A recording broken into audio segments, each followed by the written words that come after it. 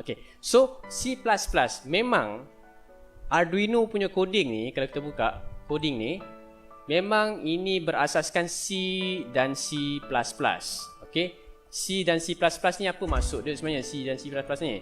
So kalau korang tengok kat belakang ni, C++ tu sebenarnya macam contoh for loop ni. Okay, for loop ni, cara nak tulis for loop ni, dia ada kurungan dia. Okay, mana-mana language MATLAB ke yang menggunakan C++, bila dia ada for loop, dia mesti ada kurungan macam ni. Lepas tu penghujung setiap baris mesti ada semicolon.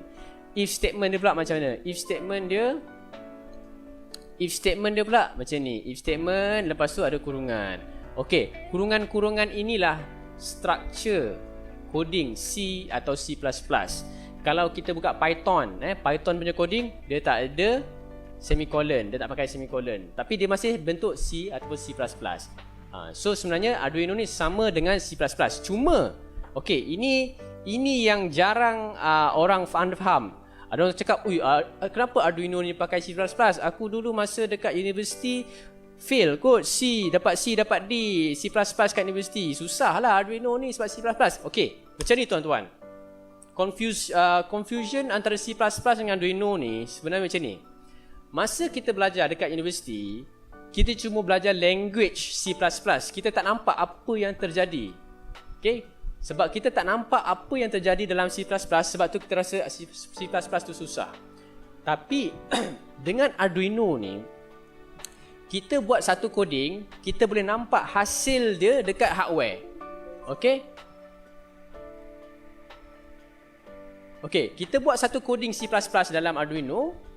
Lepas tu kita akan nampak hasilnya, motor gerak, lampu on, kipas jalan. Itu bezanya belajar Arduino dengan hanya belajar C++ saja.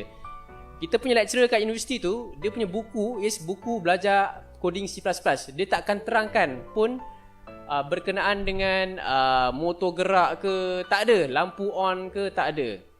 That's why belajar C++ punya subjek sahaja itu susah, because kita belajar benda tak nampak. Benda yang kita belajar tu tak nampak. Lepas tu balik-balik loop apa yang kita loop pun kita tak tahu. Kita nak check apa yang kita loop pun kita tak tahu. Tapi Arduino ni ialah satu keadaan yang sangat bagus, di mana kita boleh belajar coding C++ sambil melihat result, hasil yang nampak. Motor gerak, timer on, lampu hijau on, lampu merah on. Itulah advantage-nya belajar Arduino dan C++. Berbanding dengan hanya belajar programming C++ saja. Kita tak nampak, kita just nampak cacing, coding, huruf besar, huruf kecil. Apa benda lah maksud ni? Tak tahu, lama-lama give up. Tapi bila kita belajar Arduino dengan C++, kita nampak hasil coding kita tu dengan lebih jelas. Senang nak faham. Itu perbezaan C++ dengan Arduino.